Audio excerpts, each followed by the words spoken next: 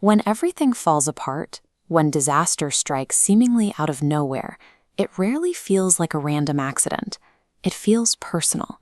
It feels like there is a targeted, malicious force out there, actively working to tear your life down.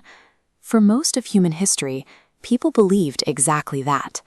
This is the ancient concept of dualism, the idea that the universe is a battlefield, locked in an eternal cosmic war between two equal gods, one of pure light and one of absolute dark.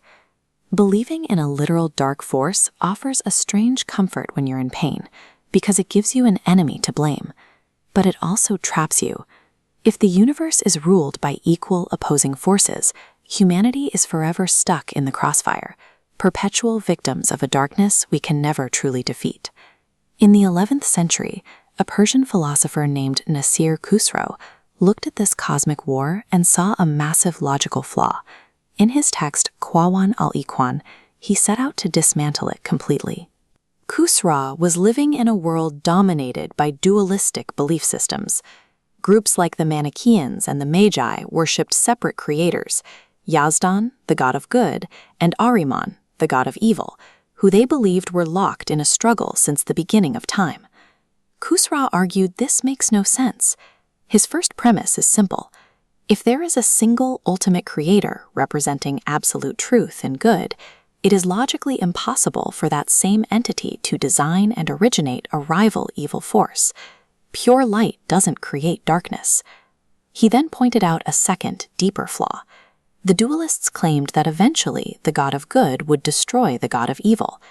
But if an evil god is truly eternal, existing since the beginning of time, then by definition it cannot be destroyed. The idea of good ultimately winning becomes impossible.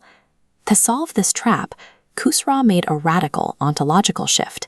He redefined what evil actually is. He argued that evil has no actual substance of its own.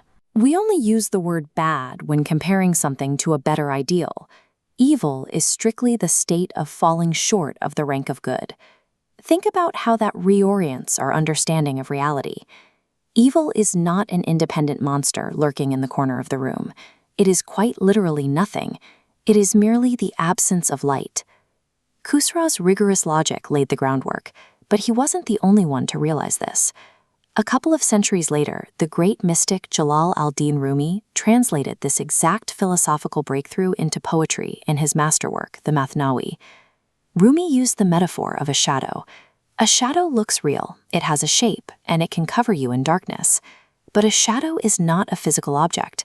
It is strictly empty space caused by something blocking a light source. And for Rumi, experiencing that shadow is necessary for the soul to recognize the warmth of the divine light when it returns.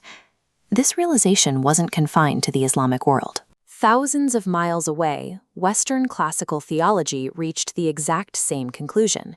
Influenced by Neoplatonism, thinkers like St. Augustine adopted this model, calling it privatio boni, the privation or absence of good. Even when you strip away the theological framework, the debate continues. Modern existentialist philosophers like Friedrich Nietzsche removed the concept of God from the equation entirely, yet they were still left grappling with the exact same question. Is human suffering an active, malicious force, or is it simply an agonizing absence of inherent value? The pattern is undeniable. From strict Persian logic to Sufi mysticism, straight through to Western theology, some of the most rigorous minds in history all arrived at the exact same conclusion. Evil does not possess its own independent existence.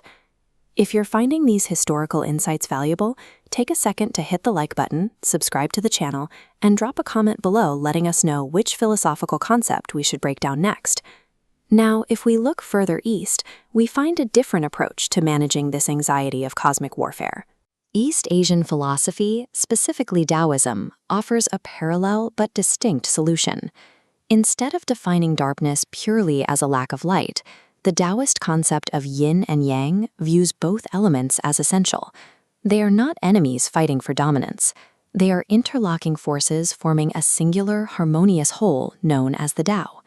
So Taoism doesn't strictly view darkness as falling short like Khosrow did.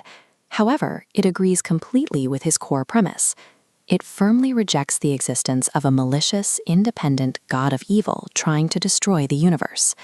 Whether they saw darkness as a mere shadow or as a necessary balancing weight, the world's great traditions are remarkably aligned. They universally reject the idea of a universe at war with itself. How does this actually help us? If we know evil is just an absence, how does that change the way we deal with the very real, tangible suffering and chaos we face today? Digital burnout, chronic disconnection, and the weight of information overload function as modern privations. These are points in our daily lives where intentionality and focus have simply eroded, leaving a vacuum where meaning used to be. When you feel overwhelmed or lost, a dark force hasn't invaded your life. Rather, the vital elements of intentionality, deep focus, and genuine human connection have simply fallen short. Viewing darkness as a vacuum redefines the nature of the task. The sensation of being under siege by modern chaos shifts towards the recognition of a space that needs its lamps lit. Chaos and suffering behave less like substances you can physically fight, and more like voids. Because a void has no mass, it can't be struck or pushed back. It can only be filled. Filling those gaps requires the steady work of building purpose and connection. Agency is the byproduct of that daily construction, the act of providing the substance needed to crowd out those voids.